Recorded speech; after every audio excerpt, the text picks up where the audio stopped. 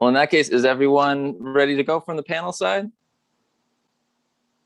Well, why don't we go ahead and get started? So greetings, welcome to panelists, welcome to the audience, welcome to all attendees of Vision Festival 25.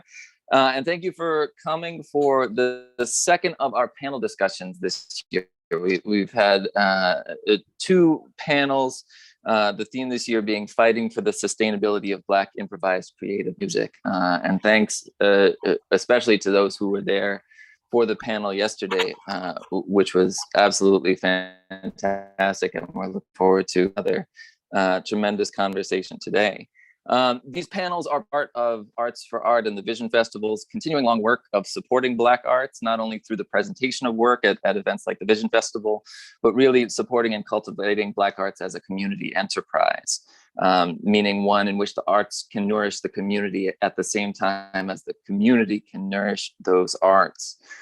We envisioned these panels in organizing them this year very much as a response to the current moment, to the current civil rights reckoning that's been happening in this country amid the Black Lives Matter movement, the Me Too movements, and the recognition and response more broadly to systems of systemic racism, patriarchy, ableism, and other forms of oppression.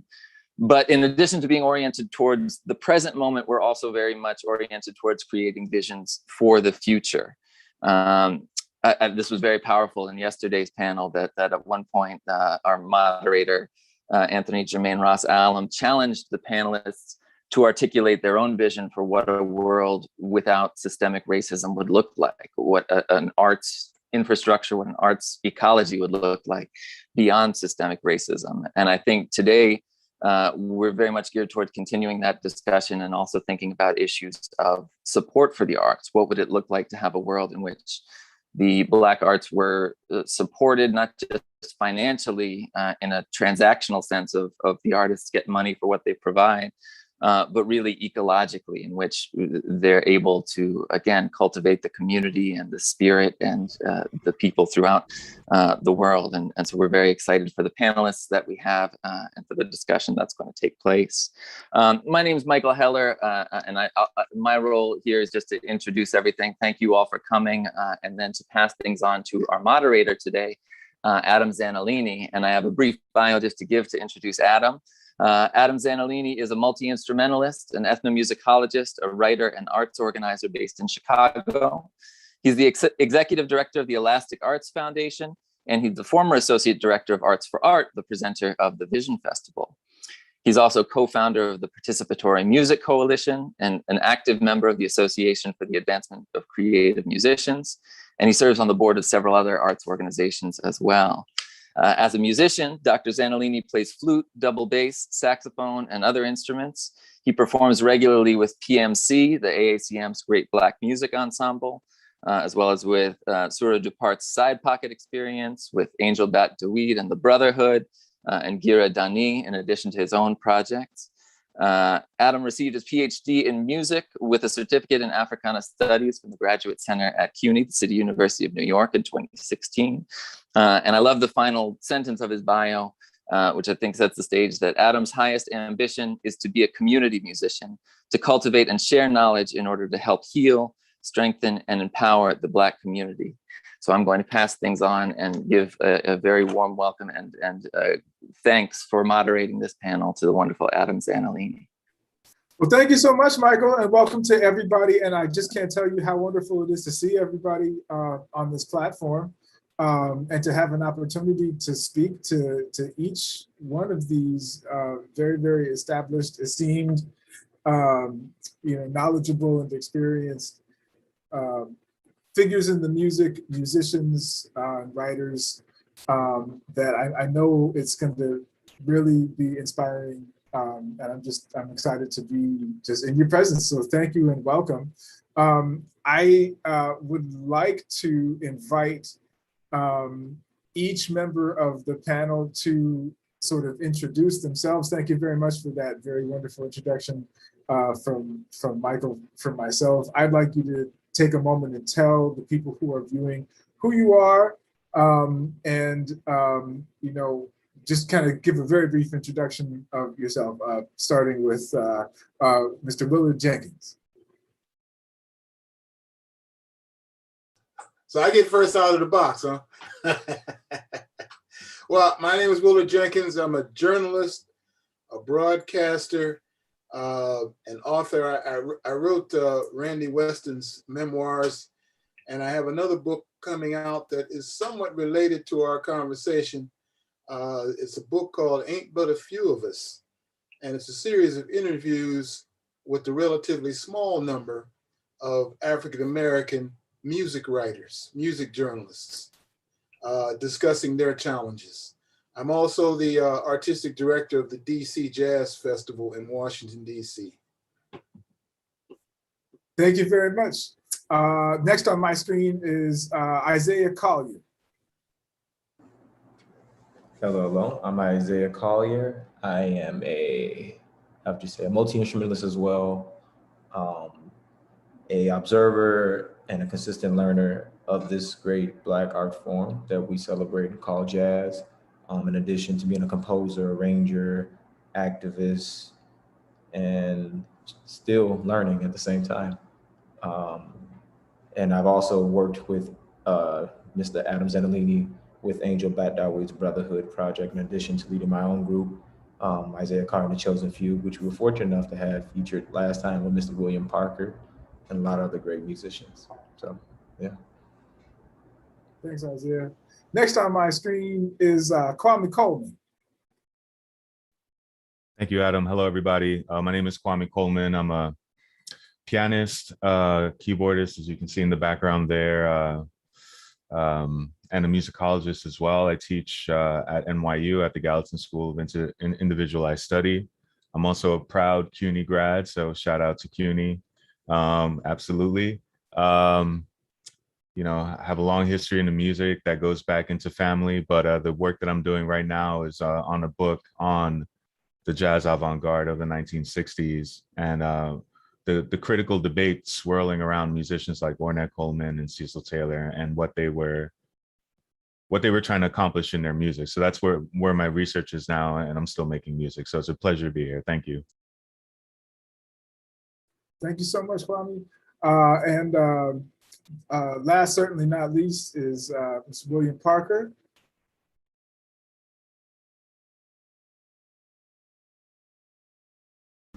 Okay, good afternoon. My name is William Parker. I am a musician in the field of improvised music since around 1971. And I play bass, and right now I'm playing also tuba and some African instruments, the dusungoni, shakuhachi from Japan. And I've always been involved in activism and the theoretical aspects of improvisation. I have 3 books out on Rogard called Conversations, interviews with musicians, and a biography just came out on me called Universal Tonality from Duke University Press. And I'm presently active doing all of these things in this world of music. Thank you, William. So, thank you again to all of the panelists. Thank you for telling everyone kind of who you are, where you're coming from, and putting your own, work into your own words, which I think is probably the most suitable. Appreciate that. So we're gathered here today to talk about this topic that we have in front of us, America's neglect of Black improvised creative music. The irony of Resolution 57, Jazz as a National Treasure.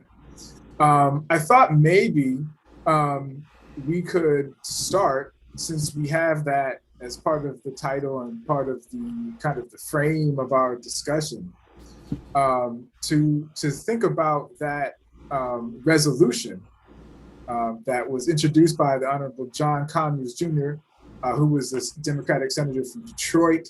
And I also thought I would simply read the text of that law not only because it wasn't a law, it was a resolution, but to read the text of that resolution, not only because it's the subject of this discussion, but also because I think that it has a significant structure embedded within it for understanding this problem that we've come together to address. And so I'm going to just read this law, which isn't as dry as some resolutions might be. So here it is. Whereas jazz has achieved preeminence throughout the world as an indigenous American music and art form, bringing to this country and the world a uniquely American musical synthesis and culture through the African American experience. And one, makes evident to the world an outstanding artistic model of individual expression and democratic cooperation within the creative process, thus fulfilling the highest ideals and aspirations of our republic. Two, is a unifying force bridging cultural, religious, ethnic, and age differences in our diverse society. Three, is a true music of the people, finding its inspiration in the cultures and most personal experiences of the diverse peoples that constitute our nation. Four, has evolved into a multifaceted art form which continues to birth and nurture new stylistic idioms and cultural fusions. Five, has had an historic, pervasive, and continuing influence on other genres of music, both here and abroad. And six, has become a true international language adopted by musicians around the world as a music best able to express contemporary realities from a personal perspective. Whereas this great American musical art form has not yet been properly recognized nor accorded the institutional status commensurate with its value and importance. Whereas it is important for the youth of America to recognize and understand jazz as a significant part of their cultural and intellectual heritage, whereas inasmuch as there exists no effective national infrastructure to support and preserve jazz, whereas documentation and archival support required by such a great art form has yet to be systematically applied to the jazz field, and whereas it is in the best interest of the national welfare and all of our citizens to preserve and celebrate this unique art form, now therefore be it resolved by the House of Representatives with the Senate concurring, that it is the sense of the Congress that jazz is hereby designated as a rare and valuable national American treasure, to which we should devote our attention, support, and resources to make certain it is preserved, understood, and promulgated. And that was agreed to on December the 4th, 1987. So I would like to take a moment to recognize the achievement it was to get these inspiring words inscribed into the record of the Congress by John Conyers, who served in Congress for more than 50 years, who also fought for civil rights, who was one of the founding members of the Congressional Black Caucus, advocated for reparations, and for Dr. Martin Luther King Jr. Day to be a national holiday, among other things. Nevertheless, the very fact that we're having this panel indicates that the promise of this resolution has not yet been fully realized, in the very least. In fact, it's unclear what practical effect, if any, this law has had. Furthermore, the law explicitly, if somewhat inadequately and awkwardly, acknowledges the fact that jazz comes from the African American experience. However, the African American communities and musicians are the ones, it would seem, who have been least supported, acknowledged, and recognized, celebrated, and promulgated.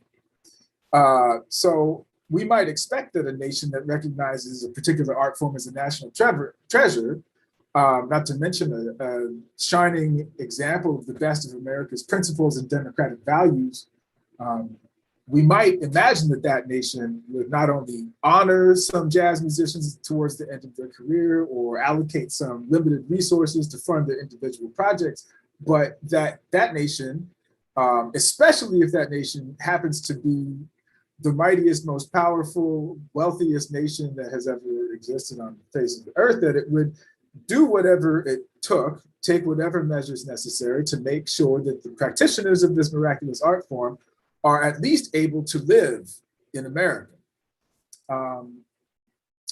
We might expect that, that nation would provide whatever support, funding, acknowledgement necessary and education necessary in every school, not just the wealthy ones, so that all children have access to this music and ensure that it can be carried forward.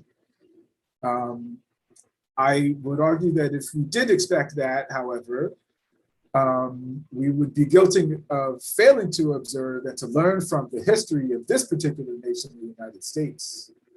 And so the government's failure to adequately support jazz musicians, despite its commitment to do so, is entirely consistent with the nation founded upon the words that we hold these truths to be self-evident, that all men are created equal and that they're endowed by their creator with certain inalienable rights, having been written by a slaveholder. If we did expect for jazz and other African-American culture to be actually recognized and valued according to the law, we would be guilty of failing to observe the unwritten asterisk next to each act of Congress that reads, may not apply to people of color, especially people of African descent. So I would like to say that, even though I kind of disagree, or that some people might disagree, I think that rather than dwelling in the kind of outrage that America continues to live up to the example that has been setting through her actions and inactions for hundreds of years, that I have already decided to suspend my belief in any such statement or commitment by the US government until it's put into practice, backed up with resources and infrastructure. And meanwhile, I want to work with Black people to realize the promise of this statement and to learn from the structures that were embedded within that statement by the Honorable John Conyers and the other people that worked to construct this law. However, I do want to take this moment to draw upon the experience of the people that we have assembled in this panel discussion to actually state for the record and to give their experience as to the extent to which they feel that their greatest of American art forms has been supported in some of the ways that are outlined in this law or have not been. And so I would just like to ask, what extent do you feel that America has recognized, acknowledged, and materially supported the music as a national treasure according to some of the things that were written in that statement? Well, let me just say, as I was saying in our discussion prior to starting, that that House Congressional Act 57, Resolution 57, was largely symbolic. And the notion behind it was that we as a jazz community would then grasp onto that language and that symbolism and take that and do our own parts to elevate the music. That has not necessarily happened on a broad scale, nor has that encouraged additional support for the jazz art form from the US Congress. But the whole thing jumped off in 1985 when the Congressional Black Caucus, for which John Conyers was the dean, the Congressional Black Caucus has an annual legislative week in Washington. And, I'm here in Washington, so I see that every year. And they have an annual legislative week in Washington. And on the Thursday night of that week was always one of the more popular nights of that week. And that was the jazz event. And that would typically begin in the daytime with a panel discussion on a broad range of issues relating to jazz. and it would culminate in the evening with a concert performance. And some of the all-time greats have played those concerts. And during the course of the panel discussion in 1985, Jimmy Owens, who's a trumpeter and composer, he challenged John Conyers to do something on behalf of jazz in the US Congress. And thus, this resolution was born. As far as substantive things that I can directly point to that came as a result of that, and I say this from the perspective of having been here in Washington for over 30 years and having observed different elements such as the National Jazz Service Organization, which is something that unfortunately expired, but which is something that I came to Washington to as a director of that. And that organization had very worthy missions. And it had people like Newhall, Richard Abrams, et cetera, on its board of directors. And unfortunately, one thing led to another, and that organization defaulted. But during the time that that organization existed, that House, I can tell you for sure that that House resolution encouraged the Lila Wallace Reader's Digest Fund in 1990 to direct what at that point was the largest cash allocation on behalf of jazz to the National Jazz Service Organization in collaboration with the New England Foundation for the Arts. And that was the development of what was known as the National Jazz Network. And that was $3.4 million at the time. And the idea behind the National Jazz Network was to create a network of presenting organizations around the country to provide more work for jazz musicians around the country and to endeavor to create a true network where musicians could have a circuit of performances across the country. Now, for one reason or another, that never truly materialized. But I will say that the resolution encouraged that funding from Lila Wallace Reader's Digest, and then subsequently, that resolution, as a result of the funding from the Lila Wallace Reader's Digest Fund, that resolution also encouraged the Doris Duke Foundation to support jazz in the ways that they have through the years since the development of the Doris Duke Foundation. And so I think we can't dismiss HR 57 as having done nothing. Has it lived up to the letter of the resolution? No, it is not. And that is partly our own fault, because we as a community have not necessarily seized upon that language and taken that language to the halls of institutions and thus encouraged funding support for jazz as a result of that resolution. But and another tangible effort that was developed as a result of that resolution was what's known as the Smithsonian Jazz Masterworks Orchestra and the program at the Smithsonian American History Museum of Preservation and Archives. Those efforts and the Smithsonian Jazz Masterworks Orchestra, I can tell you, employs DC-based musicians. And it has been a fine employer of certain DC-based musicians. So it has operated positively in that regard. And then you have various research elements and facilities at the Smithsonian that have been enhanced as a result. But, you know, back to my original premise, and that is that we have not seized upon that language and taken that language, and I won't use the term force-fed, but you know what I mean by that, and taken that, seized upon that language and engaged that language in such a way that other institutions might be encouraged to better support jazz. I should also say that that resolution was also fundamental to the development of what has become a surprisingly robust jazz program at the Kennedy Center, which is now curated by Jason Moran and which was developed by Dr. Billy Taylor.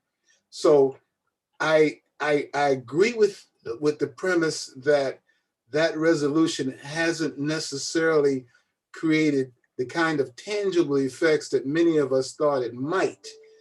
But I think it would be folly for us to totally dismiss that resolution as something that we might be able to seize upon and use in our future endeavors to create a better platform for jazz music.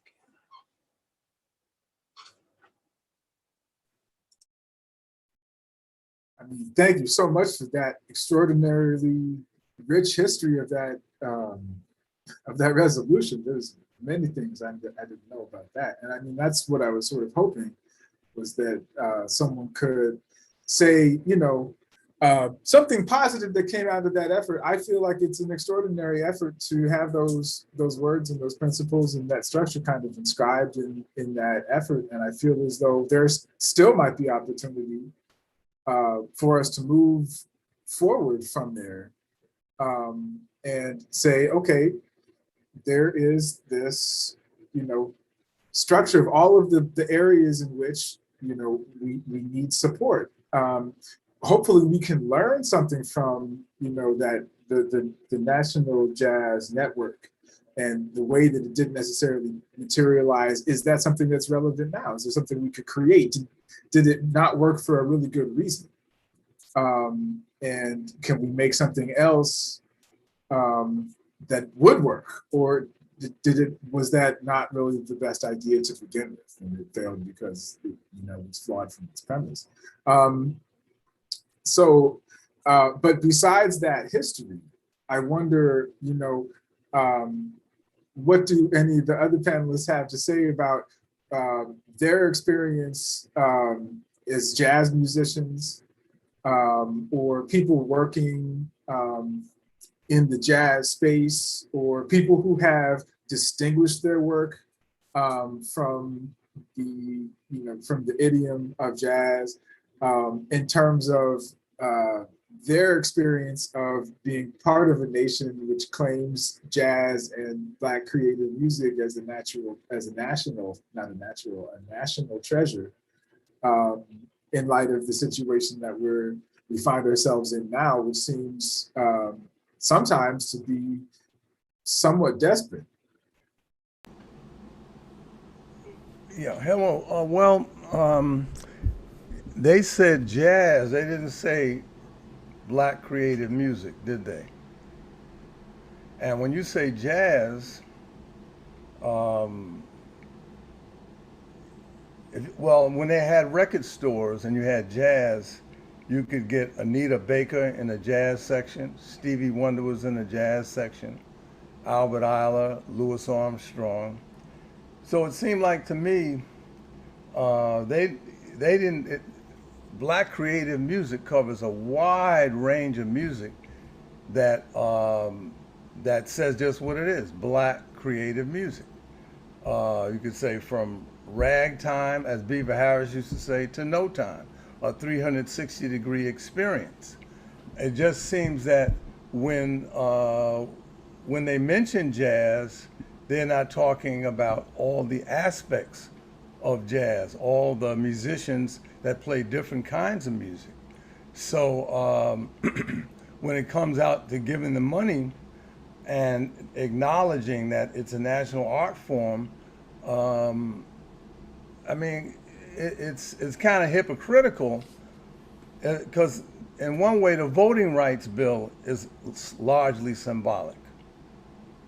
And in 1965, when people went to vote, you know, they couldn't vote because somebody was there with a shotgun saying you can't vote. It was a step forward that had to be followed up with a role and with emotion of things. And there's so many wrongs that have to be corrected and so many things that have to be elevated to even talk about definitions, they try to, like jazz was always about progressing, not preserving. If Charlie Parker were alive today, we don't know what he'd be doing, or Louis Armstrong. And so the thing was to move it forward, not keep it in the same area and not lock it in that this is jazz, but those people over there, they're playing, I don't know what they're playing, but it's not jazz. But those people over there are breathing and their hearts are beating and they practice and they work on their music. So I'm saying, what I'm saying is that the whole thing is a work in progress that has to be continually revitalized and continually reworked to include the whole family. Because if we're a family of Black music, then we all have to be included in all the acts, in all the grants, in all the ideas that's going to push the whole music forward. So I think it was as Willard Jenkins said, it was symbolic, And as far as Doris Duke, what I heard is that Duke Ellington gave Doris Duke a piano lesson. And that's how Doris Duke got interested in jazz. And and Doris Duke continually gives lots of money to all the arts.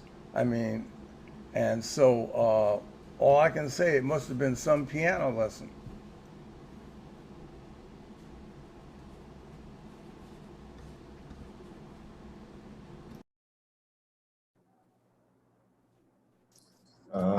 You got it, Kwame.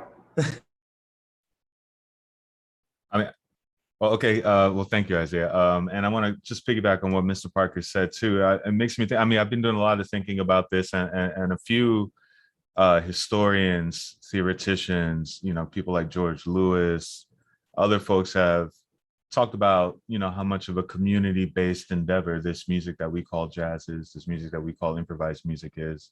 And I think the historical context behind that, right, particularly because of like this research that I'm doing now, like the kind of mid 20th century moment when jazz, the music that is called jazz, starts kind of migrating into academia slowly but surely with schools like Berkeley and Boston, et cetera. And, it would seem like almost like a really dramatic contrast between the institutionalization of jazz in academic settings in schools with their own charters, with their own kind of enrollment criteria, et cetera, and something that exists within the community, where really the only barrier to you learning is you building a relationship with the master teacher. And, it's more like an apprenticeship or something like that. And I know many of people have spoken over the last several years about how the institutionalization of jazz has worked against those community formations and has made it so that particular styles, particular historical periods, right, particular methods are privileged over others. It's the same conservatory model. Things become standardized, and that standardization leads to standards that receive a certain amount of funding, et cetera. So I'm not exactly clear what my point is. I'm just kind of thinking aloud about what the institutionalization of jazz has meant, particularly in academic spaces, which is something that I myself am embedded into, teaching at a place like NYU, and how that is a different track from the way many of us have also learned, which is in a very community-based way, right? And obviously there is no infrastructure, particularly in Black neighborhoods all across this country and in the hemisphere, for community formations.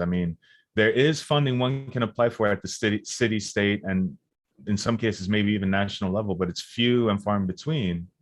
And so I think about how the community, and we're just talking about arts funding. We're not even talking about things like healthcare, employment, schooling, right? Like all of these structural deprivations have led to the circumstances that we see today, whereas jazz in the academy does have some kind of solid footing, but perhaps in a way that where folks in the community don't have access to. So, I can't really organize these thoughts more. I'm just kind of thinking aloud, but I think it's something that all of us are intimately aware of, how, there is the institutional track, which does come with some kind of funding and support. And then there are the community ways of being, existing, and creating, where really the sustenance there is what people can pull together and the resources people can pull together. But what happens when folks don't have healthcare, when folks don't have secure housing, when folks are in need of other resources that are hard to come by in a country that is exploitative at its very root? So those are just some ideas I wanted to throw out. Yeah. Well, I definitely want to start by saying I agree with all the points that's been presented thus far. And what also makes this, I guess, what's going to make this such a delightful conversation is we have a couple of different generations in this one chat. And being a direct result of myself being involved in the institutionalism of this music and seeing, and speaking about how you said it's been a little bit more detrimental. And even talking about how this clause is served, one word that keeps coming back up, or everything, and every time we all paraphrase it, we talk about the word treasure. And the only thing I can think about a treasure is usually what happens is it's put in a chest and it's locked away. Like they said, the music that they hear, that they perceive to be jazz. And it was even funny, as Mr. Parker had mentioned it, I was just listening to Gil Scott-Heron talk about this in one of his songs. And he was saying how we would love for our music to be seen as jazz. But if you look up jazz in a dictionary, the word miscellaneous pops up. And so he said, if you go to a record store and you look in the miscellaneous section, you'll either see some jazz artists, or if you go to the jazz section, you'll still find miscellaneous artists. And so another thing about these type of situations when it comes to, as far as us getting approval or the support that we need for an art form, is just the simple fact of the matter that, or at least as I've constantly observed with Black culture in general, is it's never done by us. It's always done by somebody else trying to do something for us. And this is more of one of those things that we tend to know what we need.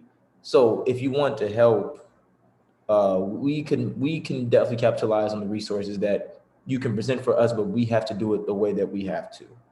I don't think there's any other ethnic group in this country who is constantly, how would you say, we're treated almost like we need direction.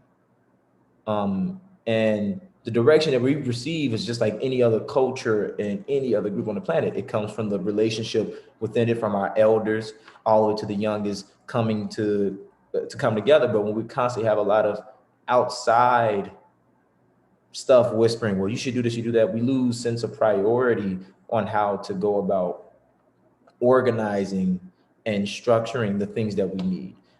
Our institutions look different for us because we have a different learning style and concept.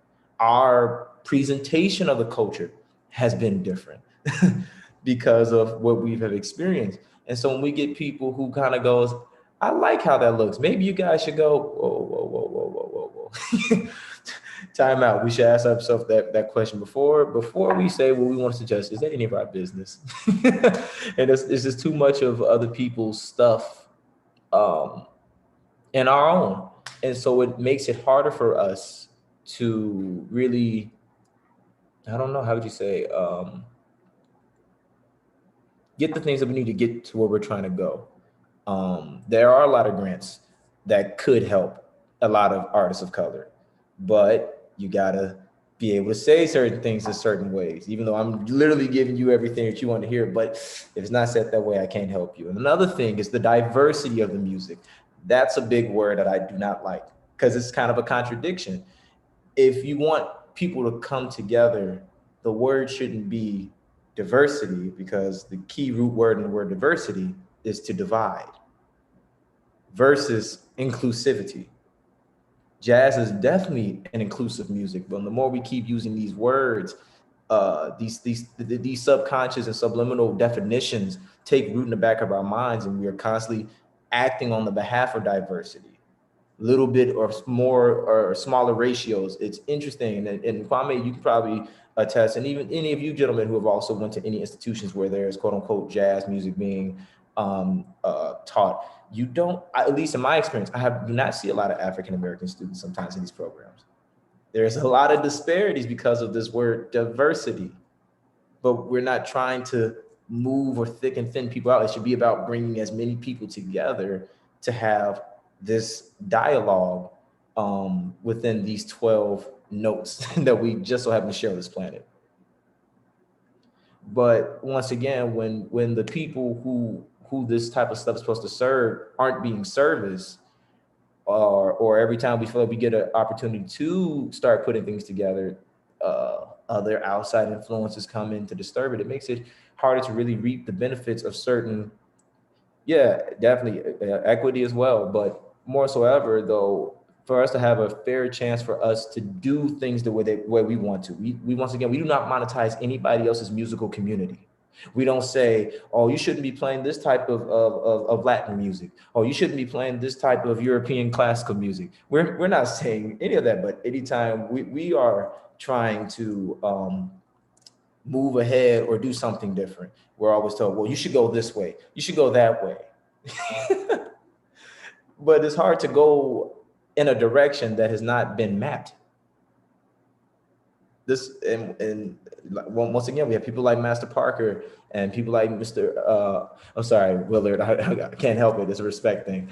But these gentlemen who have seen the continuous progress of this music from both the previous generations all the way up to now, we still don't know where we're going. And I think we can all agree with that. But the thing is for us to show how we're getting there, no matter what it may be. But it cannot be through anybody else's view of this particular experience besides us and our own. Does that make sense? Yeah, I mean, it makes sense to me.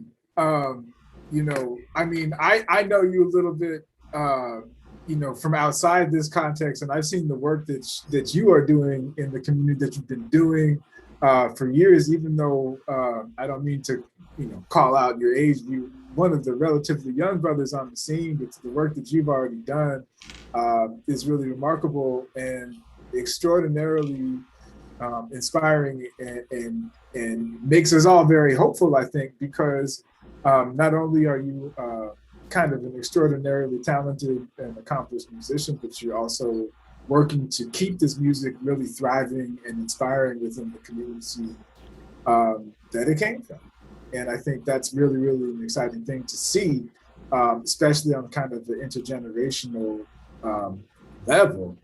And I mean, when I came to Chicago, I made it a point. That was my, you know, my mission was to talk to a lot of people who were in the scene, talk to a lot of elders. What I kept hearing was the music used to be part of the community, used to live on the south side of Chicago.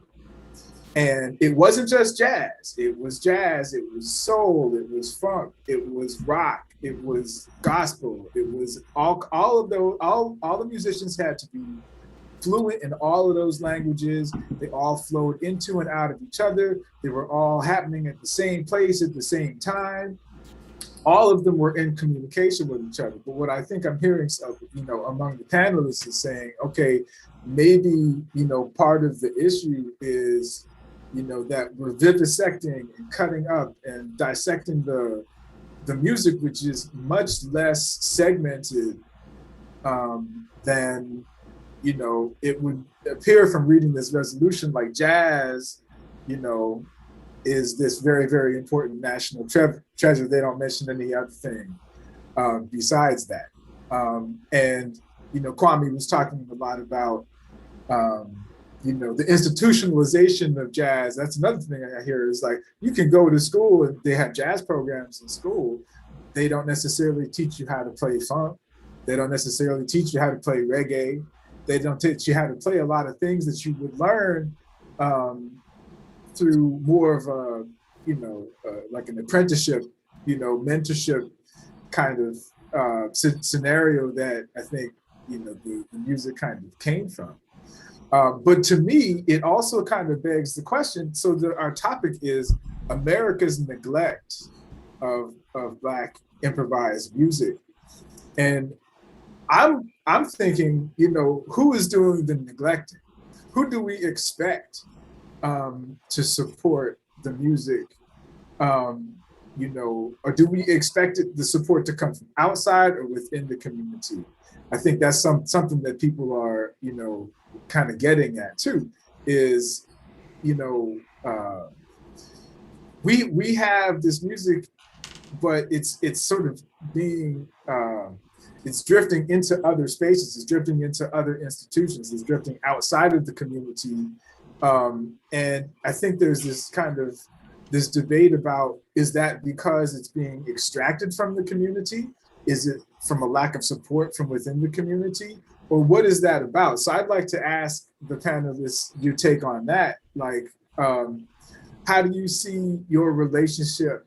How do you see the relationship between Black communities and Black improvised creative music happening right now, or even in the past? Whatever your experience would dictate, you know, is most relevant. Well, first and foremost, I don't agree with the premise that something has been stolen from Black people or from the Black community, because I think that the Black community gave it up. I don't necessarily think someone came in and stole something. I think we gave it up. We as a Black community gave it up due to our neglect. And part of that is obviously the evolution of where jazz is and was performed. It came out of the neighborhoods, as we know, but then after a while, the music was no longer a part necessarily of the neighborhood. And so it wasn't that close community relationship. So unfortunately, it evolved to other platforms from its original platform in the Black community. And I think part of that is our responsibility, our collective responsibility as members of the Black community, in that we dropped the ball and we gave it up, okay? We moved on to certain forms. And I say that because I came up in a generation where if I asked my peers who are into this music, who are into Black classical music, improvised music, jazz music, however you want to refer to this music that we're talking about.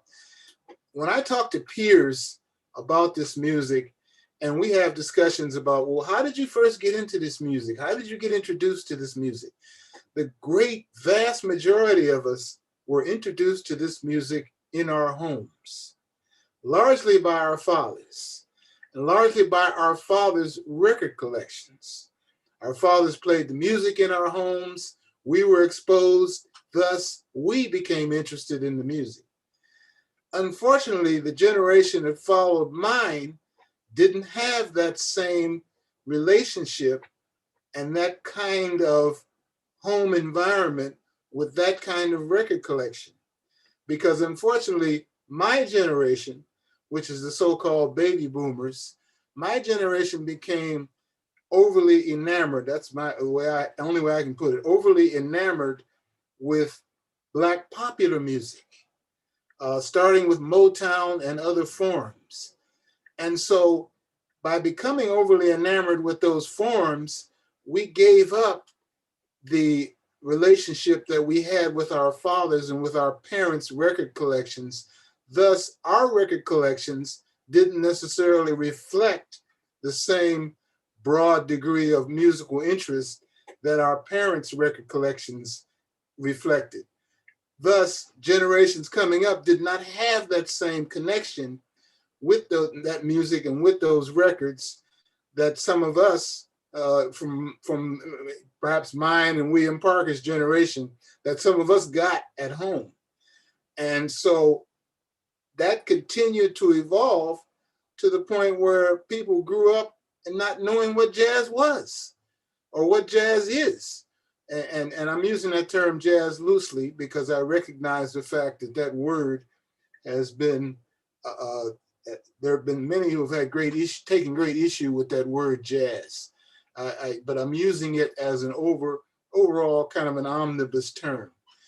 And I'm saying that we gave it up because we didn't have that same parental influence as the generations progressed that my parents and my peers' parents and William Parker's peers' parents had on us in our home. We weren't exposed, future generations weren't exposed to the music at home.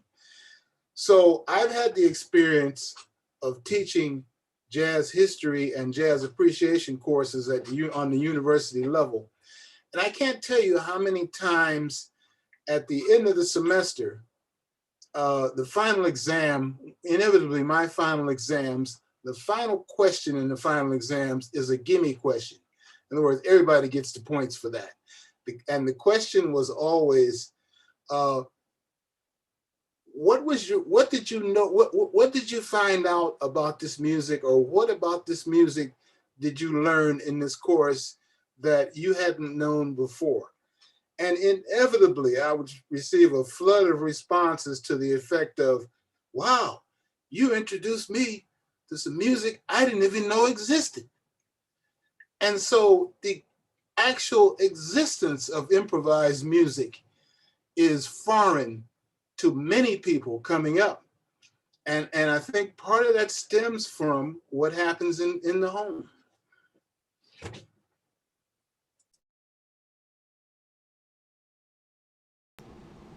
Well, that's absolutely true.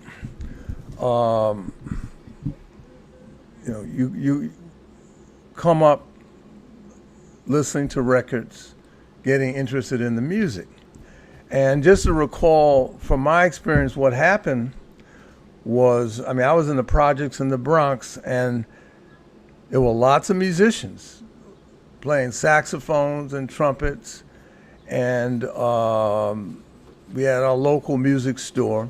And then around 1965, and I always registered this as before 65, you had your pre-Beatle period, and after 65, you had your post-Beatle period, where slowly, there's like that movie, The Blob, where it began to come in, and the Beatles, the Dave Clark Five, the Rolling Stones. And then you began to see things. You began to see like where you could go to Manny's music store and they had acoustic basses in the store. Now they had guitars. And now they were selling, on Saturday morning, there was a Beatle cartoon, The Beatles Saved the World.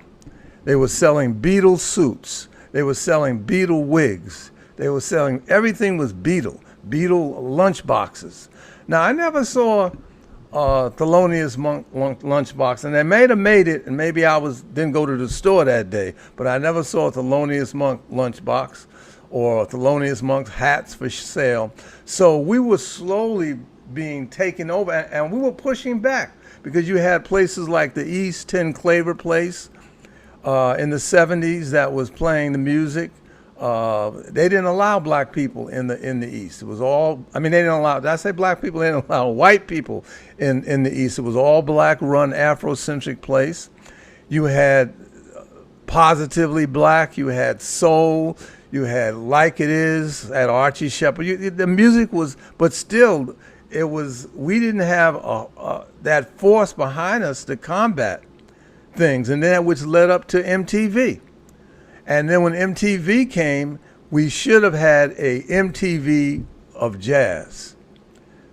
And because I go to Europe and I like get back from the gig at 2 a.m. So you sit down, you turn on the TV. I can watch a 4-hour program till 6 o'clock in the morning on Ben Webster, on Dexter Gordon. They were doing it. And so we never really fought back to bring the stuff that say, that not have stuff leave the communities, but to develop the communities. And eventually it just got taken over until we didn't even know that it was gone, because a lot of people didn't even know that it existed in the first place. So it's a tough one. It's a tough one. And so musicians say, well, okay, I'm going to Europe because I just been offered a 3-week tour. I'm going to Paris. I'm not going to play in my community. What can they offer? I'm going to go to Paris, man. And the truth of the matter, when you get off that plane in Paris, man, the photographers are there, the people are treating you nice, you get to play here and there, you get the tour. So all musicians in the improvised music jazz idiom, from the most famous, Miles Davis, to the ones that just started, they all end up going to Europe because that's where the work was.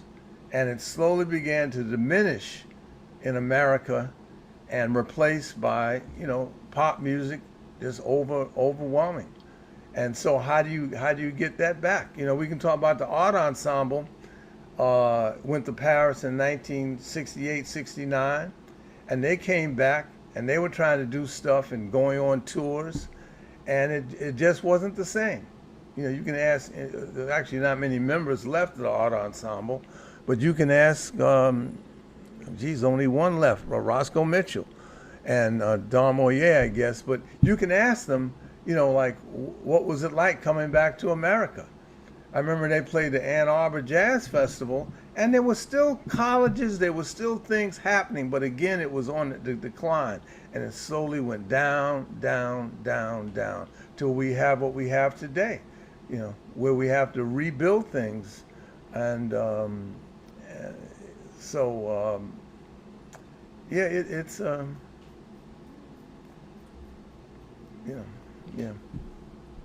think that's it. I think the centralization of media, as Mr. Parker was just saying, is so important to understand. Especially in the 60s, like that period where there is now something called, or something that amounts to, an international popular music, people like the Beatles and things like that. I mean, the kind of reach, maybe we take it for granted. As a person who wasn't born in that period, I probably take for granted.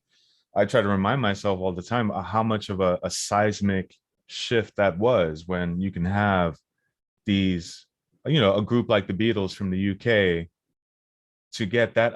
And we're talking about a time in which increasingly, more and more people have televisions in their households, right? Like, thinking about the generational shift from, if you were a child in the 60s, your parents probably had maybe a radio when they were growing up, maybe, depending on where you grew up, how you grew up. By the 60s and certainly by the 70s, most everyone started to have a television in their household, right? And so you had usually the same few networks in every major metropolitan area. And the Beatles were on at least one of them for everyone, So it's just like a seismic shift of how music and media and telecommunication worked, starting somewhere in the 60s, going all the way up to MTV. Not to be overly optimistic, but maybe that the fragmentation that the internet introduced allows, more artists to reach more people without needing to kind of go through these huge network, jump through these hoops that, a large network and conglomerates like MTV, which is owned by Viacom, et cetera, would otherwise need one to do. That's just a little it could be the case. I see parts of that on things like Instagram and maybe TikTok, even though Instagram is owned by Facebook and Facebook is in itself, but it depends how one finds their way in that kind of a landscape. But I just think, historically speaking, to me, it's really interesting to think about that seismic shift in the 60s and how that contributed so much to the overshadowing and the exclusion of community-based music, of this music that we call jazz or improvised music, right? We're talking about an industry of spectacle, an industry of like where money is directly attached to sensationalism, right? So if you can cause a sensation through sound, through any other kind of like showbiz technique, then that ensured a certain amount of, monetary return as well. Thank you. I want to invite Isaiah. We lost Isaiah for just a minute. I don't know if we've gotten him back. I just want to do a little bit of a communication check to see. I am back. Brother Isaiah has made his way back into the forum. Thank you for coming back to us. We've missed you.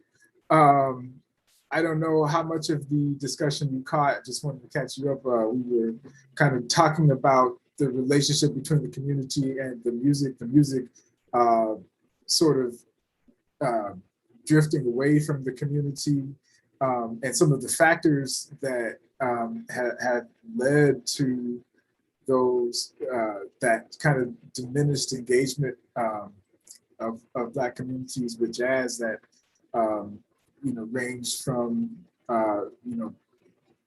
differences between like kind of generation gap kind of factors, and then also kind of the rise of centralized media, the rise in popularity of the Beatles, and kind of the dominance of those kind of like media driven entertainment juggernauts. I kind of wanted to hear your take on that as somebody who I have witnessed do remarkably successful free performances in the community that have an incredible engagement, whether you think that is maybe turning around, or how you have made that turnaround, or what your take on what's your experience been, Isaiah? Well, it's funny. I was right before I got out, I was definitely listening to Willard's remarks, and I do agree with him to a certain extent. Just like, and my main thing I've noticed more than ever, as far as these type of things, as far as us keeping the tradition of, or not even just the tradition, but the level of love and respect to appreciate what's came before, is acknowledgement of it first and foremost, but also realizing that, well, obviously we're two different generations. And what I mean by that, to be more specific, is the ideology and the priorities that we have at the moment are the same as what came before. And the more I speak to a lot of more of my elders and actually listen, really listen, that's also a very important thing about this music, is to be present and not letting any moment go by, no matter how we may feel about it. Sometimes as us, as younger people and of a younger generation, is to be completely reactionary at times, but the music also requires us to just have the space to appreciate what's being given to us. And as I've received the lessons, I could start seeing that we aren't that much different after all. We're just trying to get this level of understanding for us to see how practical and why this music resonated the way that it did at the time. And once we can get rid of because even I'm a teacher myself. And so when I'm trying to show some younger kids how to appreciate and listen to this music, it's so interesting. They go, this is old, this is this is that. But at the same time, if it's not being re-emphasized, just like Willard said, even my father introduced me to jazz. He told me, if you want to play saxophone, there's two people you got to deal with, absolutely, and that's John Coltrane and Charlie Parker. That was the start of the list. I won't say that's where it ends, but that was my start. But once again, at first, my youth side wants to fight it because I want to do what I want to do. But if we can find a way to peak, that's the most important thing I've been learning about education. You got to find that student's learning curve. We are all students, and once we can find the way that we need to be spoken to, or how to get us tuned into that frequency, we're with you. I think that's the most important thing, is just to learn how to get in tune with each other. My ways are not your ways, and vice versa for the person who I'm talking to, nor is my thoughts your thoughts. So finding that middle ground in order to bridge it finally. I think we all truly want to be on the same page. We do. We want us to all be able to respect where we're all coming from. Because also at the end of the day, we are still artists, and we all still have to find our own paths within this music, but a little bit of guidance without completely saying, you got to take this way, you have to do it this way. That's the thing that makes a lot of us But like I said, once we find that little middle ground of communication, it makes us more open to it. At least I know I am. I can't speak for everybody in my generation. That's another thing too, because I'm sure as we have knuckleheads in my generation, everybody else has had those as well. But the effort is still there as long as we reestablish, because that's another thing I feel like as well. My generation and I have to reemphasize priorities because we lack them. I will say that. We do lack some priorities. Some of us just want to learn the stuff and think we can just jump right straight in. And as I've also learned about this music, as much as it is about us studying and learning about all these greats, it's also about the practicality of living it. You know, this music is about the life in the African American experience. So if I'm not constantly reflecting and being present on what I'm trying to express, then how am I truly, how are we truly representing this culture? But that comes from us having these dialogues and these different generational conversations. We're supposed to go to our elders for guidance on things we don't comprehend and yet understand. But once we learn how to be, and I'm going to speak about the general we as far as my generation, once we can learn how to humble ourselves and just be open to it, I think, but also there are sometimes we have those things, we feel like our elders aren't listening to us as well. But then again, I also learned there's between elders and old people, respectfully. There is a difference. Because even a lot of my great mentors, like the Roscoe Mitchells, the Ari Browns, the Bobby Watsons, and even me, the Lou Halls, just to see that they still possess that same sense of innocence of wanting to learn, encourage me to continue to open myself, no matter who it is, because we're all each other's teachers in the grand scheme of this. Hopefully that answers what I missed. I heard something earlier, and maybe it was you that said it, Adam. I don't know. An observation that there are limitations on what students are learning about this music in the academy. And we know that this music has evolved in terms of learning. We know that it has evolved to the academy over the last 30 years or so from what it originally was when musicians learned it basically in the academy of the streets. I think that genie is out of the bottle. We see that jazz education programs on university level are flourishing in many places. And I think that what we have to broaden the perspective of those students who are learning this music. And I think it's essential that the William Parkers, Isaiah Colliers, and Kwame Colemans of the world, not to single the three of you out, but musicians of similar mindset, similar broad mindset in terms of this music and the improvisational nature of this music. We need more people like the three of you, and Adam as well, who's a working musician. We need you in the academy, okay? Because I've seen limitations in terms of the perspective of those who are teaching the music in the academy. And so in order to broaden these students' perspective, we need more people like the people on this panel to be at these institutions and educating these students, even if it's only on a part-time basis.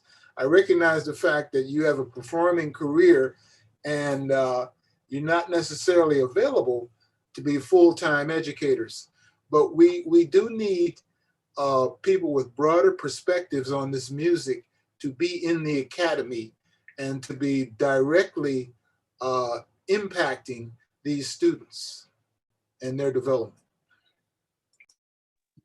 I wholeheartedly agree with you on that, Willard. And it's funny enough that you mentioned that. And like I said, me being a direct offspring of the jazz institution, if we want to call it that, one thing I've always noticed has always been the lack of mostly having a lot of, it's just very disproportionate in the representation of the people who created this culture. Unfortunately, that is the sad reality. And not only is that one part that plays into it, but then also the true basis of like where does everything truly come from? And it's so interesting. I've had a fortunate opportunity to go to a couple of different schools and just listen, just be like a fly on the wall, just to hear the different quote unquote concepts and ideologies on the music, and everybody has their own opinion on how they believe the music started. And once again, the people we're talking about, the opinion how the music started don't look like us. And so there's that gap. And I used to always find that to be so disturbing, that if I'm going to a quote unquote jazz history class, that I should not see anybody who isn't of African American descent, should not be teaching about that. Respectfully, no matter how much knowledge you have, this is also still an experience-based music. And the history, or I don't really like using the word history, but I'll say our story of this has many, many layers and many perspectives that just can't necessarily always be fitted in by one person's narrative. And also sometimes with a lot of people who also teach these classes, they don't also have the hands-on experiences of the subjects that they teach about as well.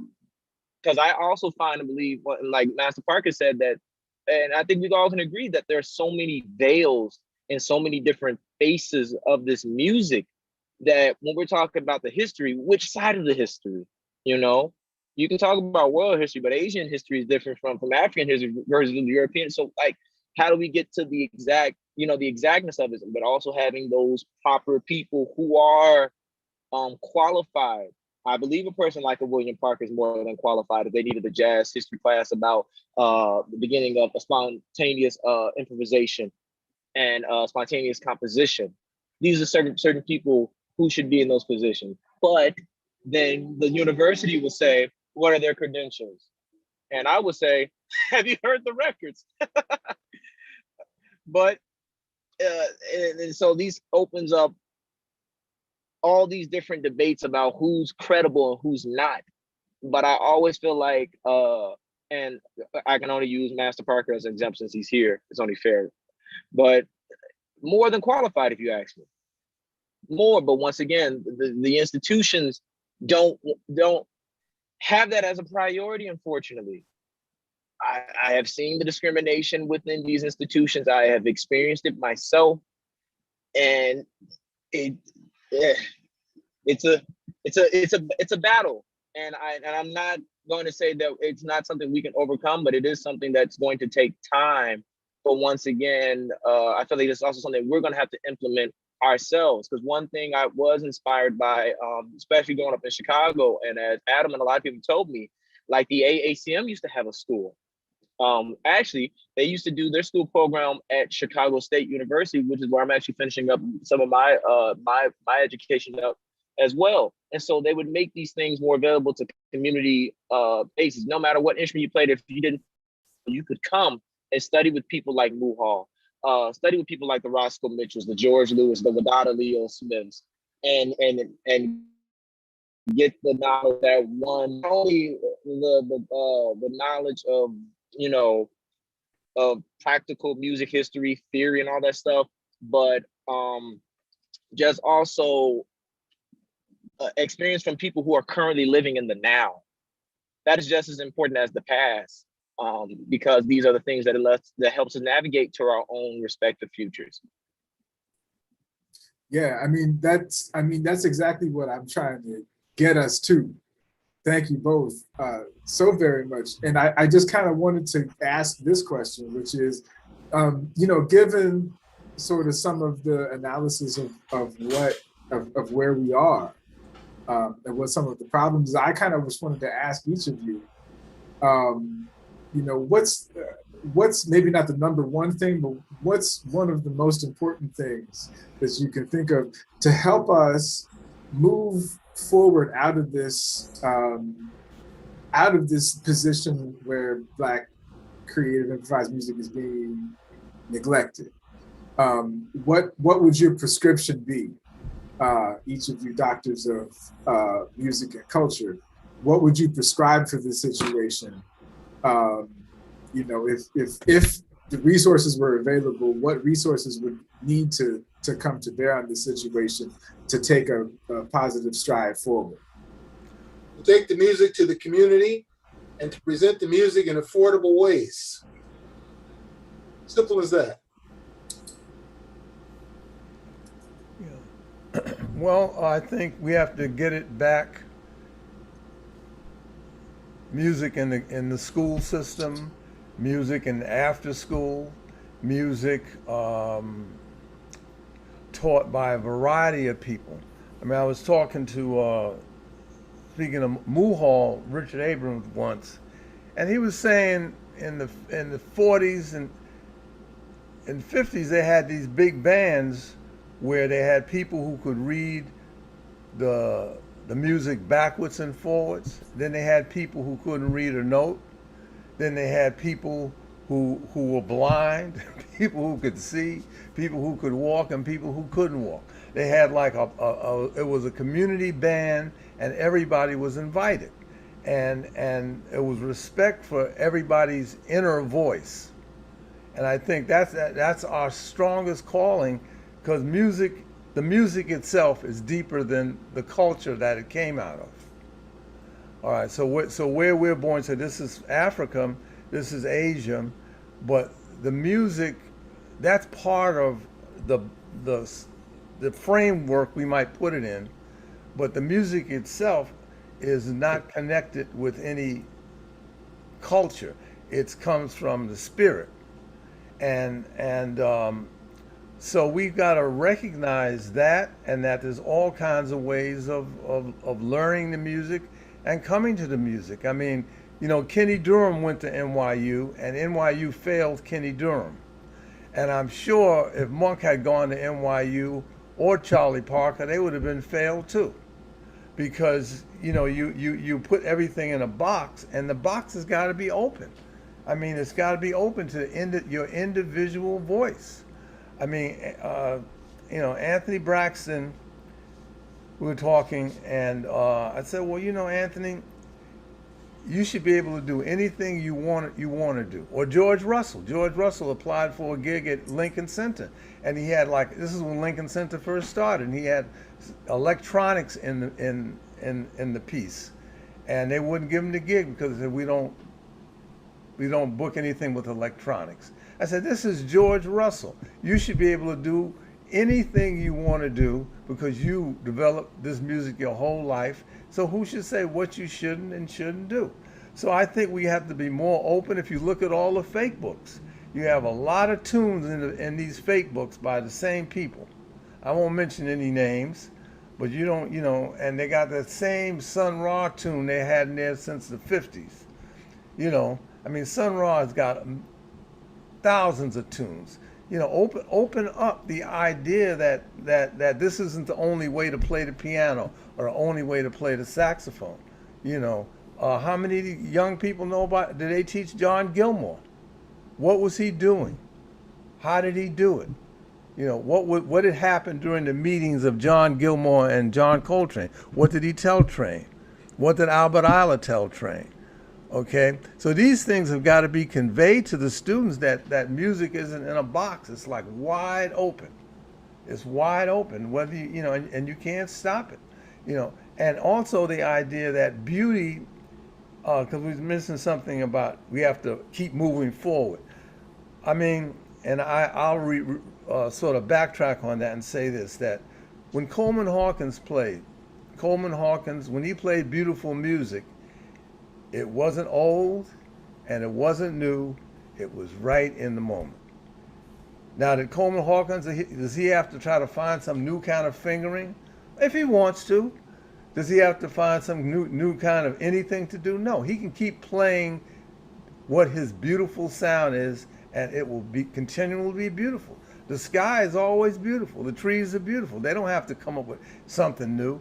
So music in itself, what's beautiful in music never dies, and it's always beautiful. And those people who hear different ways, then that's what they'll do. Those people who hear, you have to play what you hear and develop it. As a teacher, my job is to not get in your way by telling you, well, you have to play like the so-and-so, and you have to play like so-and-so because he played this way. But as great as, and I'll mention a name here, as great as Duke Ellington or Dizzy Gillespie was, they didn't play everything in the universe. So it's not competition, is that if you want to play one note that can save the world, that can enlighten people, then you just play one sound. So we got the whole world of music open to us, and we just got to include that into the pedagogy of sound, and not try to just think, music is this, you got to play patterns, and you got to do this, you got to play this, you got to play that. I mean, when I studied a lot every day with Billy Higgins. I would go to his house out in Brooklyn, and we played duets. And he didn't mention any kind. He didn't never say anything to me. He said, "Let's play," and we played. Let's take a break and have some tea, and then we took a break and had some tea, and then Clifford Jordan would come in, and Clifford Jordan would play, and Chris Anderson would play, and Wilbur Ware would come down and play in his basement, and that was the university right there of, without mentioning anything about music, what to do. Well, what key are we gonna play in? You're talking about no key, And so that's how that is one method of learning. If you learn with Bill Dixon, that's another way. Cecil Taylor, another way. Ornette Coleman, another kind of way. Ornette, yes, we'll talk about him. Boy, he was. But anyway, I think we gotta include more things and more ideas in the pedagogies and in the world. One last thing. So I was in New Orleans, and Kid Jordan took me to a birthday party of someone who was like, she was going to be 100, one of his aunts. And in this same family, they had people who was white as snow and dark as charcoal. And they were all under the same roof. Yeah, this gumbo is good. This is good. They were all eating the same food, and nobody was excluded. Nobody was saying, well, these people are better than this person and my cousin. They were all one family, and that's how the music is. So we have to not exclude people. We have to begin to include the whole idea of music. If somebody want to rock on out, I tell them, get a Marshall amp and put 5 of them suckers up there and rock on out. If you got to rock out, rock out. Don't fool around, rock out. If you want to play really quiet on your bamboo flute, then play really quiet on your bamboo flute. But we all have the right to do what we want to do, and it all can be high art, and the main thing, it can heal people, and it can change people's lives, and that's what the music's for. All right, real quick, Kwame, I don't want to interrupt you and Isaiah's flow, but real quick, William, you mentioned something very interesting. How about if Arts for Art created a fake book of compositions from musicians that play the Vision Festival? Dang. Great idea. I'll pass that along. Because we were talking about getting a cookbook, but this is even hipper than a cookbook.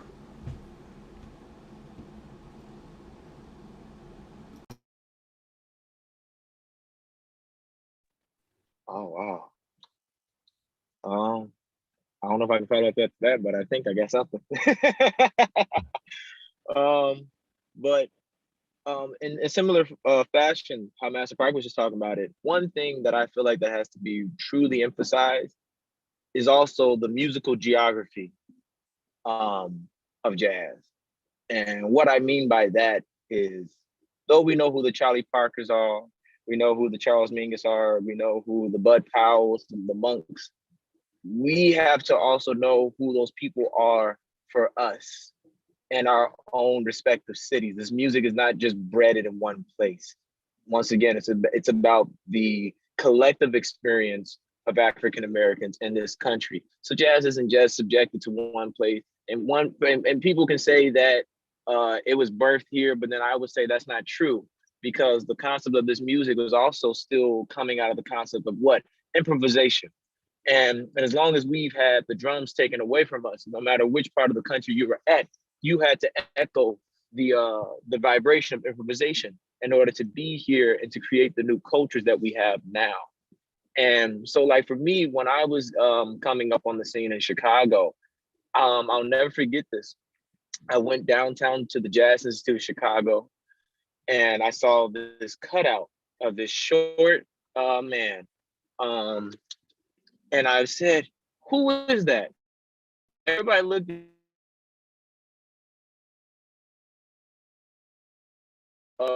was the late NEA jazz master, Von Freeman. Had no idea. Not only did I have no idea who he was, but I also didn't have no idea of how significant his influence was. Without Von and a Gene Ammons, there's no such thing as a Chicago tenor style of playing. It just doesn't exist. And as I continue to do more of my research on discovering the lineage of this city, I got hip to the Fred Andersons, the Eddie Harrises, the Johnny Griffins, the John Gilmores. All these gentlemen came out of Walter Dyatt, you know, and Walter Dyatt, who a lot of people don't know, is responsible for a great plethora. We just had the late, great Jimmy Ellis pass, but he was another one of his students. And so, as much, once again, as we praise these other people, we cannot forget that we have those same people of equivalence in our own city. And as much as I can talk about those, also the Clifford Jordans, who are also part of these lineages, I can also talk about people that nobody knows about, like the James Perkins, the Ed Wilkersons, the Sonny Seals. These things are so imperative because it also reminds us there's even more than we thought. I learned so much, that how many great musicians came through my own home city to spend time there to figure some stuff out. I didn't know how much of an influence Sun Ra had on my city till I took a step back and sat down and got into the history of it. But not only that, it gives you a little bit more of a sense of who you are and knowing who you are within this music. So you never feel like you must compete or have to imitate something, because you have something that you are naturally and divinely given, which is that sonic birthright of the frequency and the vibration of which you hail from. I can't stress how important that is, because it's kept me grounded no matter where I'm at in the world. And I think another thing that I would also implement, and Master Parker talked about it, was the spirit. But the question is, where does the spirit of this music come from? And I only suggest this as a pure experience based. I would almost say it's a necessity that any institution that wants to go about teaching this music has to make it its business to make sure that all of its students have passed through the place, or the places, shall I say, where this music has held its most significant reign. I'm talking about your students have to have world, or they go to Kansas City. They don't have to go to Kansas City, they got to come to Chicago. No, they have to come here, they have to go to Oakland, they have to go to New York, because all these places have housed the music in multiple forms and idioms, but they also introduce different concepts and inspiration for other artists. Eric Dolph is from LA. I need to know what was out in LA that made a guy who's of Panamanian descent play that way. You know, all these things are relative. These things are truly connected. You can't escape it. And we want to. And if you think I'm lying, we look at the history of all the other great musicians from back then. Most of the musicians who we knew who created this music were all from the South. That's a completely different vibration. Completely. They were practical geniuses. Monk, North Carolina. Train, North Carolina. Ornette, Texas. Dizzy, South Carolina. Charlie Parker, Kansas City. And the further south you go, the scarier the musicians get. But these things have to be, they have to be brought to light so that we can continue to hold each other's expression for the highest respect. And so we can coexist and create together cohesively. Yeah. That's all I got. Thanks, Isaiah. Kwame, would you bring us home?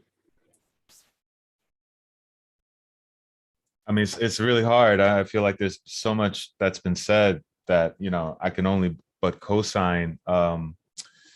I mean, you know, I think there are a lot of problems that we've identified and things that we haven't mentioned that we know that are impediments to keeping this creative music that revolves around improvisation, but music that has everything to do, like what Mr. Parker said about people's spirit, right? Because if there's one great lesson that this music that we're talking about teaches us is that, you know, your particular voice, right? Your particular perspective is what you bring to the music. It's not about copying someone else's style. And, you know, that's one of the great lessons that has been passed down to me as well, which is that, you know, to copy someone else's style is, you know, verboten.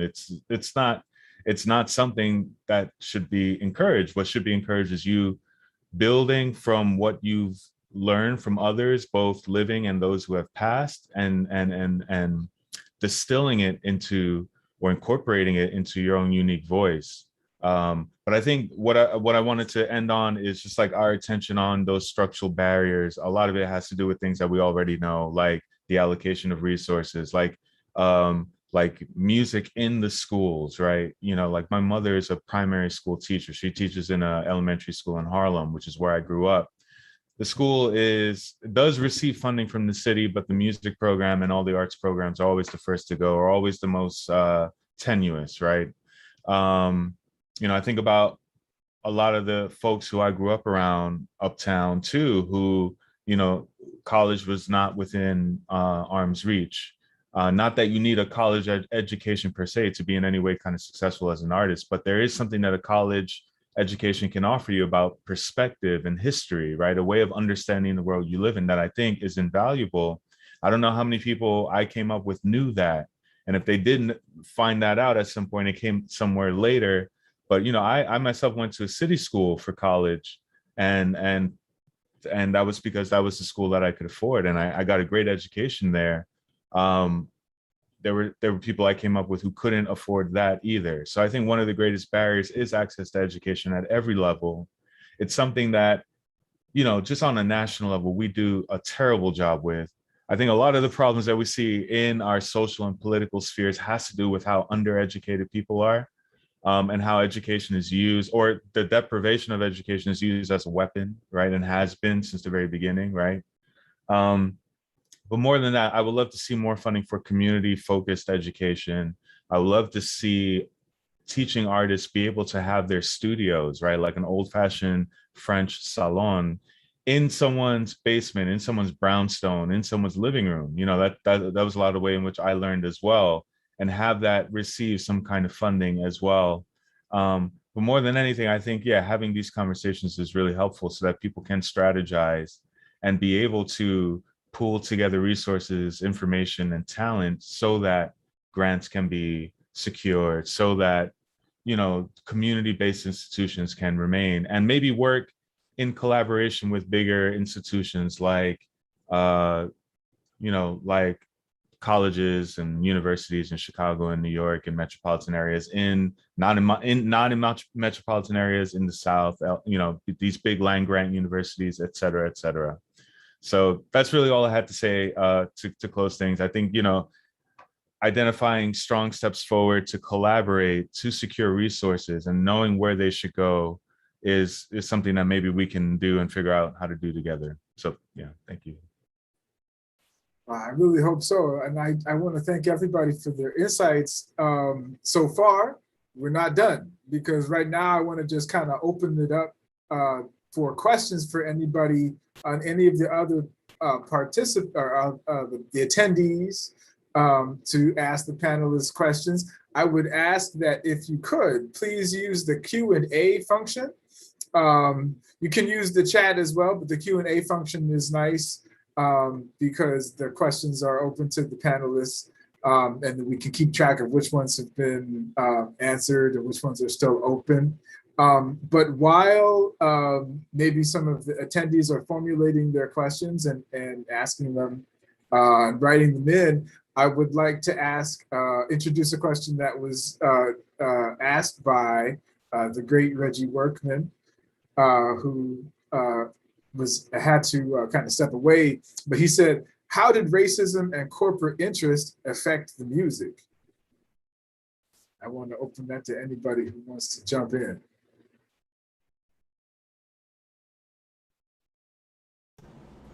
Well, I think it affected the music business, but I think those serious musicians, they were trying to be serious and play their music. You know, they were trying to do what they had to do and felt their calling as musicians to do that. I think, of course, racism in America affects everything. You know, if you're black and the support that musicians needed, they didn't get. The lifestyles could have been better, and that lifestyle maybe could have been influenced by support. You know, grants. I mean, you know, what would have happened if we all had guardian angels, you know, who were going to give us money to do the big projects that we want. So it definitely affected the infrastructure of the music, because if you don't pay writers, if writers don't get paid, they might be less likely to write about the music. Because because again, we're all like regulated to these magazines, the jazz so and so and the jazz so and so, and there's no economic structure behind the music, so there's no infrastructure and economic structure behind those that could support the music. And of course, we love, everyone's doing everything for love, but love, you can still do things for love and get paid for it. Yeah. Well, you know, I think you nailed it in the first part of what you were saying when you said that you talked about the music business, and then you riffed on the jazz publications and whatnot. You know, that's part of what my next book is about.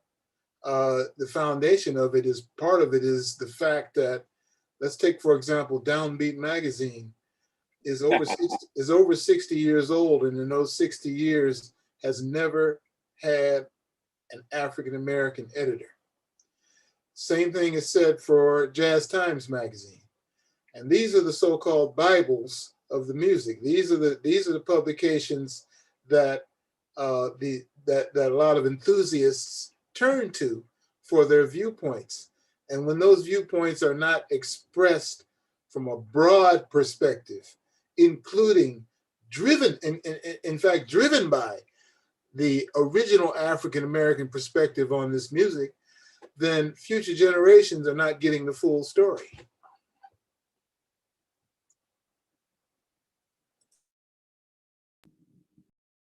And the same going back to your riff on the music business, the same could be said for the so-called record business, for that sector of the music business.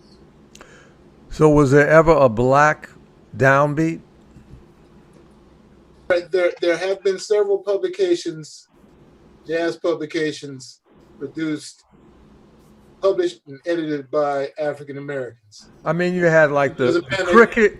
There's a man named Cricket. There's a man named Jim Harrison who had the Jazz Spotlight News. Right. There have been a few, but they largely have not reached the mainstream.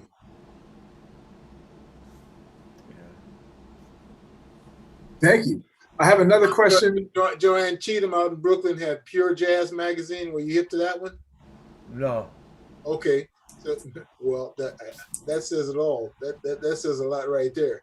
You know. Did that have distribution?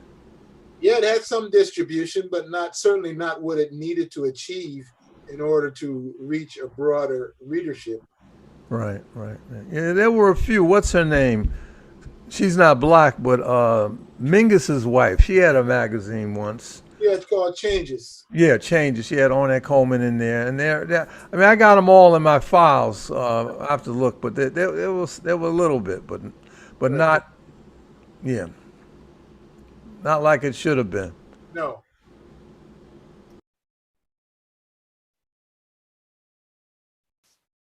Thank you very much. I just got another question in the Q&A. Thank you to Danilo Paulima, who asks, what roles can the audience of the music play in developing a new world where there is community support of the music, independent of corporate and state-run institutions?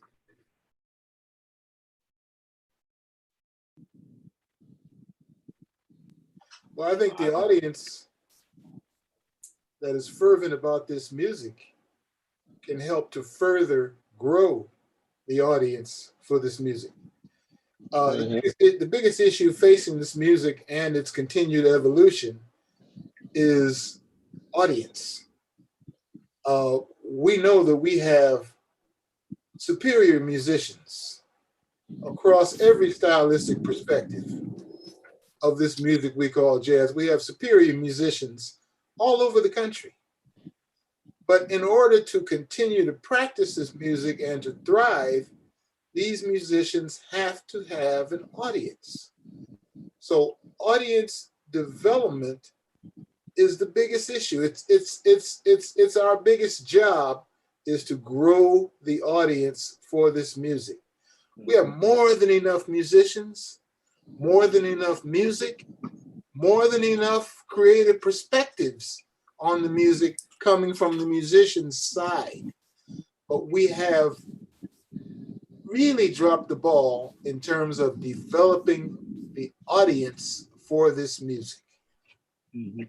And I don't have the magic bullet for that, don't get me wrong, but I'm just saying that is the biggest, the one sector where there's the biggest lag in this music, the one sector of what we call the jazz community that truly needs further development and growth is the audience for this music. How else will musicians work if we don't have audience for this music? Correct. So is it fair to say then that if you're an audience, if you love this music, then what you should do, the biggest thing that you can do for the music is bring some friends to the shows? Is to tell people why you love it so much? That's a very basic aspect, but yes. Yeah. I would even go as a little far to even throw in, because I think one thing I think is also important as an artist to also learn how to be an audience member. So we never forget how the audience is also perceiving what we're doing. But one main thing I even try to tell people who are audience members, and this may help them with even getting other people to be present and coming through, is also erasing the expectations of the performance. You know, sometimes that is the double-edged sword for the experience of the audience.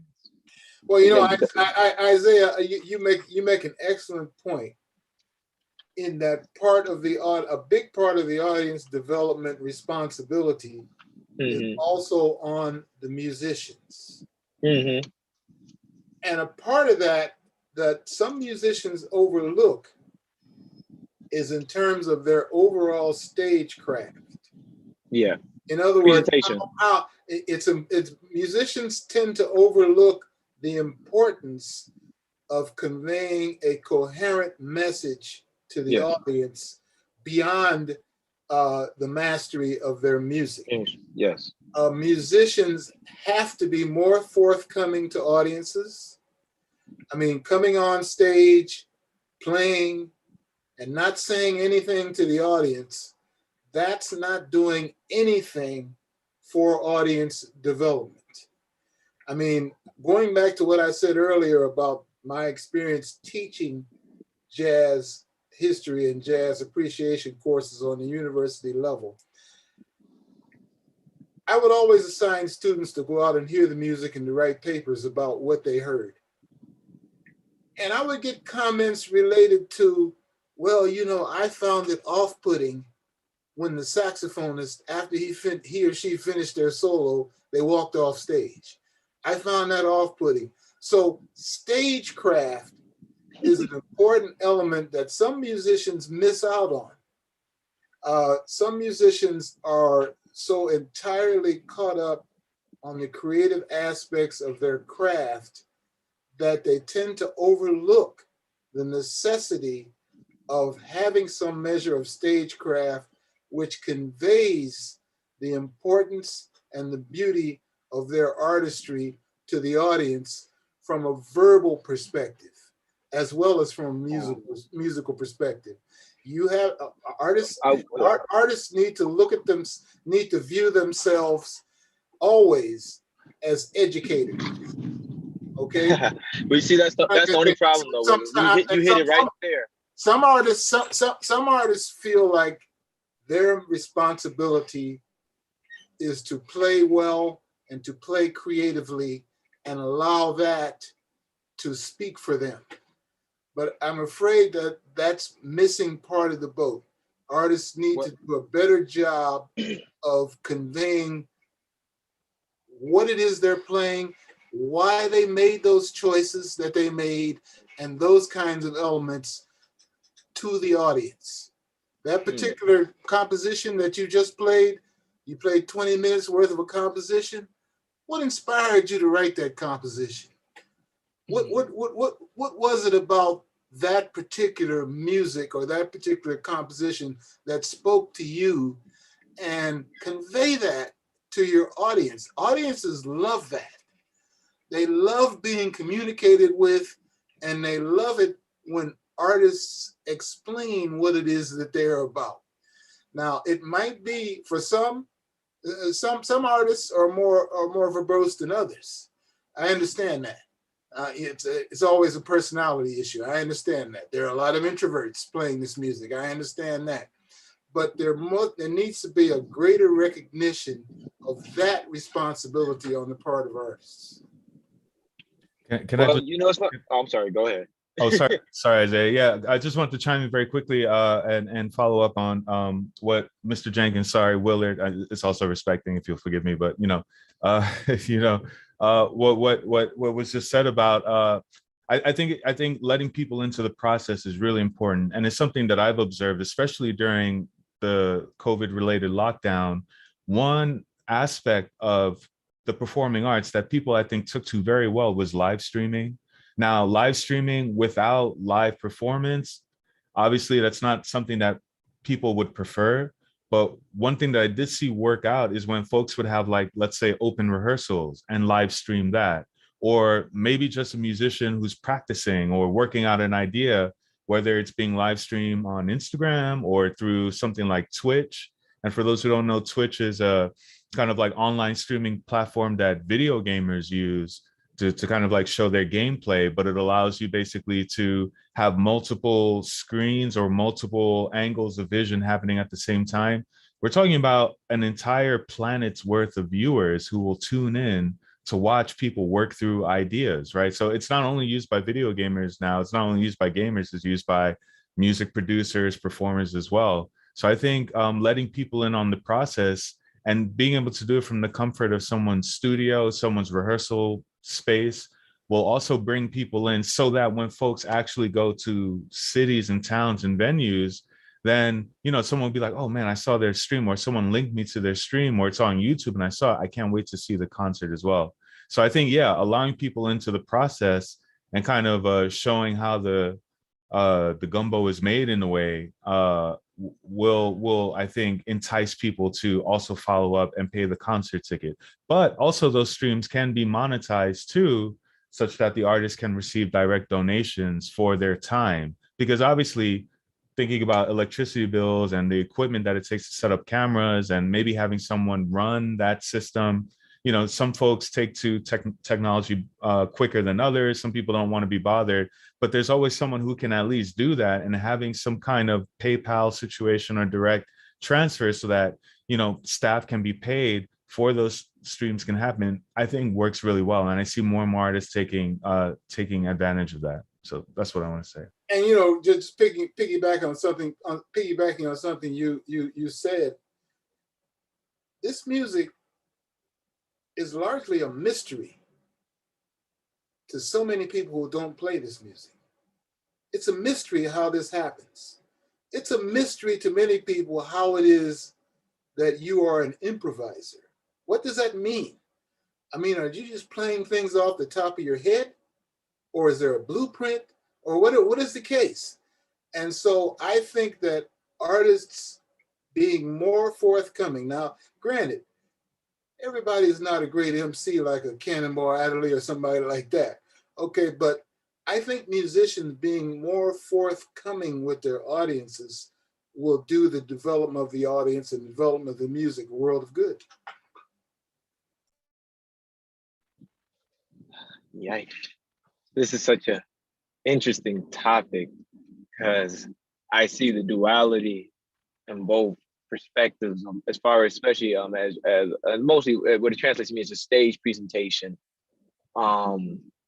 And I can honestly say, and this may be a touchy thing to say for certain people, but there is a difference between musicians and artists.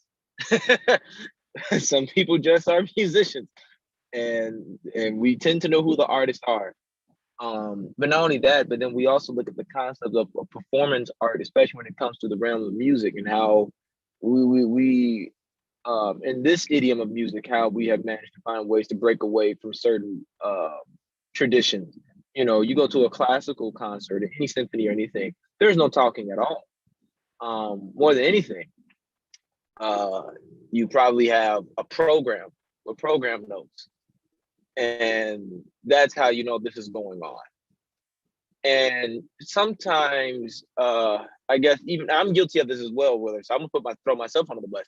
I would sometimes just play all the way through, but not as a sign of disrespect. And I mean, usually after I'm done playing everything, I will say what I played. But more so ever, the music, when we're present in the moment, for me, it's this realm of thought. And it's very important for me to be in that realm of thought.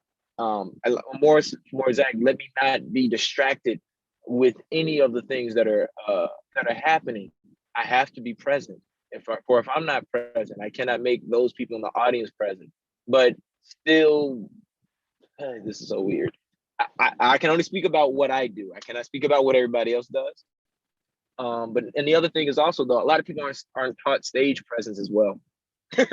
That's a whole different vernacular of the stage work. You know, some people are taught, you play this, you play that, you move. But then again, also people have to also once again still be a little bit more present. I used to think that I don't even know if I necessarily thought it was off-putting that people would move off when they got done soloing. If anything else, I thought it helped bring more attention and light to who's presently presenting something at that moment in time. And so there are sometimes to me, some of these things are a little obvious at times, right? Or certain things happen in music. Why did this thing drop out? Because of nuances. But we still have to remember, no matter what form of the music, that this is always about conversation. It's impossible to have a conversation if we're all talking at the same time. This is me being a practical, just, you know, practically observing that it's all as above, so below.